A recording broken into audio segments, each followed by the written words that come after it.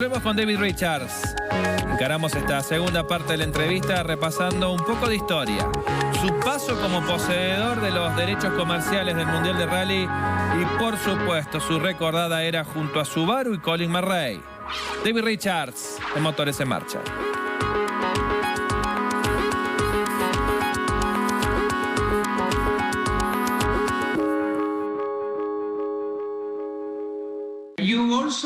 You have been involved in to have the commercial rights for the WRC in some time. Why you didn't follow with that? There were a couple of things at the time. It was back in, it's 20 years ago now, and at the time, we managed to get in the middle of the politics a little bit between the FIA and the commercial rights. If you have a commercial rights to a championship, you have to really have a lot more control of the championship than the FIA were prepared to allow. And it's always a balance.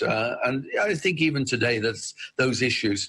If you want to really exercise commercial rights properly, you have to have a lot more control about the calendar, about the location of where the events are taking place, a lot of things to make it work properly.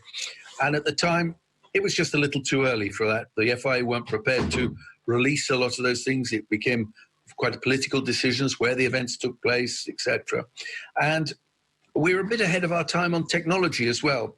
If you look back 20 years, televising a World Championship rally was a very expensive affair with the helicopters, with all the communication systems. Today, it's a lot easier. So, yeah, if we were doing what we were doing then, now, I think we'd be in a good position. I think we'd be doing quite well. But unfortunately, so often the case, a little ahead of our time.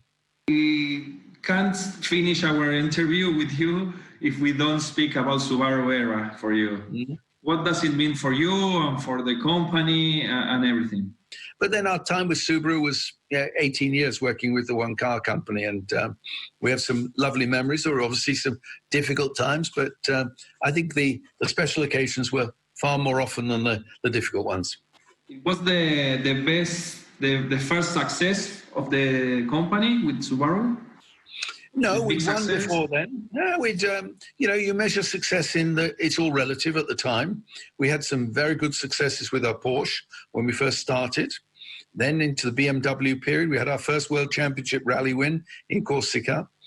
We won a lot of touring car races with BMW. So when we arrived with Subaru in the 90s, it was we already had a good track record behind us at the time. But even today, people stop me in the street and say, I remember that blue and yellow Subaru, and I remember Colin McRae. And it's got a lot of great memories for many, many people. Colin was a unique character, and, he was not so easy at times. He's quite challenging, but so many competitive people are like that. They push very hard.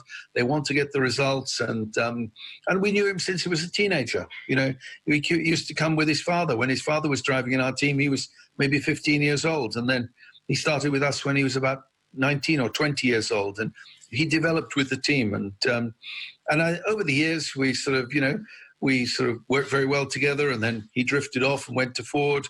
And then he came back again. And, we had some good times together socially. And I've got some very wonderful memories of our time with Colin. He was, it's interesting. You look back at motor racing drivers or rally drivers, and you think today they're very disciplined.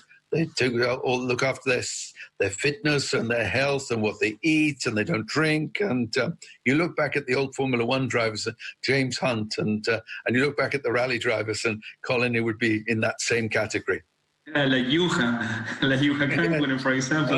Lots of them. The Scandinavians are just the same. But I do miss that period of time because I think we had far more characters in those days. They were real personalities. Today, we take life sometimes a little too seriously. And this is sport at the end of the day.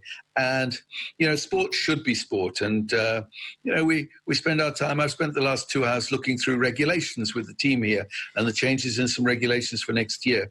And the danger with motorsport is we become too embroiled in lots of detail of regulations, and we become too aggressive in terms of the way we behave against other teams and other competitors. This is sport. It's meant to bring people together. It's meant to be fun, and that's what I hope it always will be. You say that Colin was very difficult to manage in some time, and everybody remembers that situation in Spanish with Carlos. What happened really there? That's it's the story of that has been like a legend now. You know, we agreed the night before that we needed to win the manufacturer's title for Subaru. I wanted both cars to get to the finish, and Carlos was in the lead, not by much. I think, if I remember correctly, 20 seconds. And I said, look, this is how it stays now for the rest of the race. And as far as I'm concerned, Colin agreed to that. And but then the next day, Carlos wound him up a little bit, you know, joking with him, and you know, Colin just ignored it for a while until we had to have quite a tough discussion about it. At the end of the day, you know, you make an agreement with somebody, you honour the agreement, and that's what the agreement was the night before.